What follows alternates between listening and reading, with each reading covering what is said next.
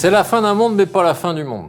Nous sommes proches d'une rupture, certes, mais surtout à l'aube d'une reconfiguration des composantes du système pour répondre aux défis de la profitabilité, du défi climatique et d'une nouvelle forme de cohésion sociale. Mais ce qui rend cette nouvelle mutation complexe, c'est que tous ces défis s'imposent en même temps, s'entrelacent et s'embriquent. Un dirigeant aujourd'hui doit faire face aux injonctions paradoxales. Volume versus valeur, profit versus environnement ou social, croissance versus environnement ou ressources infinies versus ressources contraintes. Le JO piloté dans un monde en permacrise. Auparavant, les crises évoluaient en séquence et avec un laps de temps entre chaque. Maintenant, elles s'empilent. Crise sanitaire, climatique, géopolitique, cybernétique, économique et sociale. Enfin, le troisième élément qui ajoute à la complexité est le pilotage chiloté du monde et de l'entreprise. Trop d'indicateurs tuent la performance. Plus vous fragmentez, plus vous perdez en lisibilité.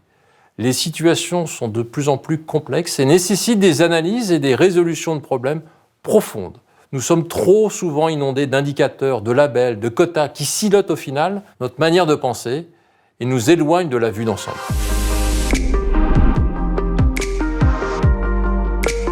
Cette nouvelle compréhension du problème oblige à sortir du carcan du management d'entreprise classique que nous appliquons depuis 30 ans, sans aucune contrainte sur les ressources naturelles, ou les talents, ou l'impact environnemental. C'est ce que nous tentons de faire avec l'E3. Le premier E est pour économie. Une société sans clients et sans profit ne peut survivre. Le second est pour environnement. Et le troisième est pour l'engagement. Comment mailler les trois éléments de manière globale pour bâtir justement un nouveau modèle de performance d'entreprise? Tel est l'enjeu. Survolons ensemble les trois grands principes de l'E3.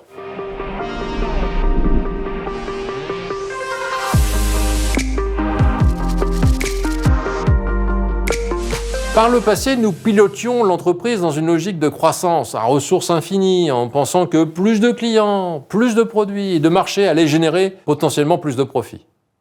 À travers la méthode E3, j'explique en quoi une entreprise peut tripler son profit à chiffre d'affaires constant et à frais fixes constants, tout en améliorant son empreinte environnementale. C'est la puissance du programme Shift que nous avons inventé il y a une dizaine d'années. Pour preuve, le résultat ici affiché d'unités qui ont vu leur retour sur capital employé passer de 6% en moyenne à 28% en moins de 3 ans, tout en ayant un chiffre d'affaires et des frais fixes relativement stables. Et par contre, une empreinte carbone en très forte réduction.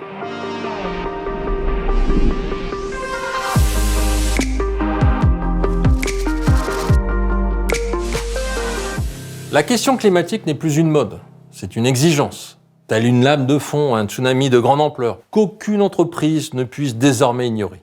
Mais comment s'assurer que toutes les initiatives pour le bienfait de l'environnement ne soient pas au détriment du profit? Comment s'assurer que nous créons un pont systématique entre profitabilité et environnement? Et comment faire pour associer le retour sur capital employé, par exemple, d'un client ou d'un business par rapport à son retour sur carbone employé?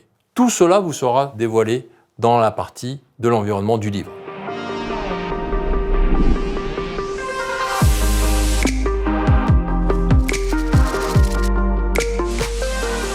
Beaucoup trop de managers sont devenus experts en création de KPI, d'indicateurs en tout genre qui permettent de cacher sous le tapis les vrais enjeux et de régler les vrais problèmes. Beaucoup trop de managers sont jugés au bulletin de santé des indicateurs, rouge ou vert, et non plus à leur capacité de résoudre des problèmes, d'avoir un impact global, d'avoir du bon sens et surtout d'avoir une approche collective. Dans un monde en permacrise et jonché d'injonctions paradoxales, le manager doit plus que tout donner de l'oxygène à ses équipes. Les collaboratrices doivent embarquer dans un train qui va les faire voyager dans le temps d'avant, d'où venons-nous, quelle est notre histoire, et le temps d'après, où allons-nous, dans quel but? Comment notre travail permet-il de rendre la planète plus habitable? Que dois-je dire à mes enfants sur ce que papa ou maman font au travail et sur l'importance de mon rôle, de mon équipe et de mon entreprise? L'engagement est très clairement la plus grande source de productivité d'une entreprise.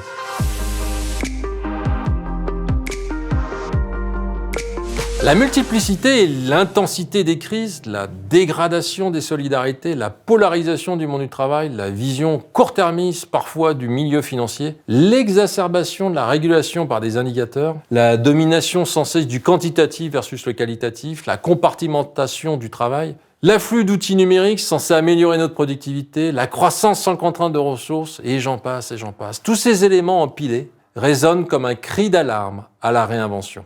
Un cri d'alarme à repenser un nouveau récit économique, environnemental et social, pour briser les chaînes de cet ancien monde.